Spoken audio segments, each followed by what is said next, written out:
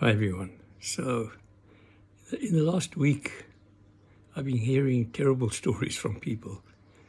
A number of people are telling me how shitty life is. One person been living with a man for 20 years, never listens to her. Not surprising that she's going deaf. She wants to get out of the marriage, but she can't. She's already in her 80s. A younger person, a whole bunch of boyfriends that have been really strongly connected have broken from her, left her. Businesses have collapsed. People have been ill, cancer patients, young patients with children. Yeah, I feel so fortunate at 85, still feeling well and healthy, and have a long history of good times. But to say that I never had periods when I was really down and out and depressed. I mean, I can remember when my girlfriend left me. It was a long, long time ago. But nevertheless, I can still remember it well, lying on the floor of my combi, crying for 2 weeks. And then something just happened. Some kind of insight happened when I felt totally helpless, totally nothing was going to come right in my life anymore. And then suddenly everything turned. Can't tell you why, no reason. And I know that even when I am sitting with people like that in front of me and tell them my story around, you can choose to be an optimist or a pessimist, but it's stupid to be a pessimist because you're going to feel pessimistic. It doesn't work, eh? It doesn't work really when you're in that space of life is shitty. You can't just turn around and become an optimist. And that doesn't help at all. You can't talk a person out of it. You can't talk a person out of a depression. Just change your mind. It doesn't work because that thinking mind probably got you into that trouble, and the thinking mind can't get you out of it because it hasn't a clue what's really going on, because something just switches. Something happens that's so deep, that's so unconscious, certainly not in your conscious. And you try and it's like trying to stop your thoughts when you're meditating. It doesn't work, eh? You can't just stop your thoughts. So thoughts just go on. And when you're unhappy, the thoughts become unhappy. And you can't stop it. It just goes on and on and on. And it brings up memories, and it brings up a question of self-worth, and it brings up, what's God doing? I mean, I believed in God, and look what God's doing to me. It doesn't work. Nothing changes. And what I've realized in the end, that maybe all you can really do for someone else or for yourself is come to that place of deep acceptance. And for me, there's a difference between acceptance and resignation.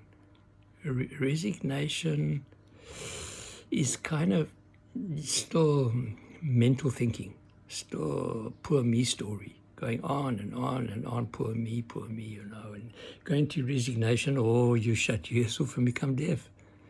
That's kind of a resignation. But acceptance is just being present with whatever's going on, almost as if it's a child in you that's crying. And it probably is something like that. And you can't really do much. All you can do is, child's crying. Don't tell the child not to cry. Don't tell the child that in our house you don't cry. Doesn't work. That goes into suppression and to resignation. So all you can really do then is come to a deep acceptance of that part of you that is coming up to be loved, to be held, to be seen. It's that part of you. That part of you that's always felt not good enough, or that life's against them, or that my belief in God really is just a belief, it's not really real.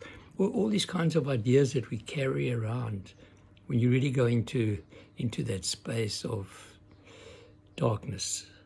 And it is real darkness. You don't see the light. You can't see the light because that's the darkness. And the darkness is what you are asked to see in a kind of way. And all you can be present is for that darkness. And when you really own it, when you really are present in the darkness in the place of awareness and not resignation. Resignation just means that you're not even looking at the darkness. You're covering your head and burying your head into the sand. It's a kind of resignation, but acceptance is, okay, yeah, it's dark and it's not a nice space, but let me just be present for it. And I find that when I can really, really do that, when I can really be just present for that part of me that is not happy, that is not in a nice space, that doesn't like what I am, then you have to accept all that, the not liking, the anger, the resentment, the pessimism, the negativity. Just be present for it. Because remember, you can be present for it. You can be aware. If you're aware, then there's a lot more going on. And awareness is not what you think it is. Awareness is not just looking. Awareness has power to it. Awareness is magnificent. Awareness is light. That's what you're doing. You're casting light in the darkness when you come to awareness. And that's all you can do. Be aware of your discomfort. Be aware of your unhappiness. Be aware of the fact that you're aware. And that's about it. When you're in that space of full awareness, that's where what I call alchemy happens. That's where the turnaround can start to happen, because you brought light into that space. And you're not going to understand it from the thinking mind. The thinking mind doesn't help in these circumstances. So it's not thinking mind. So be careful of the traps of this thinking mind. Just let the thinking mind go with all its stuff. Accept it with all its stuff. If it wants to be around and you can't stop it, then just accept it and bring awareness to bear. Just awareness. Be awareness to bear on the circumstance, whatever that circumstance is. You bring light to bear on it, and it will expose itself then. It will come up and reach you and touch you. And so happy that you're fully accepting it.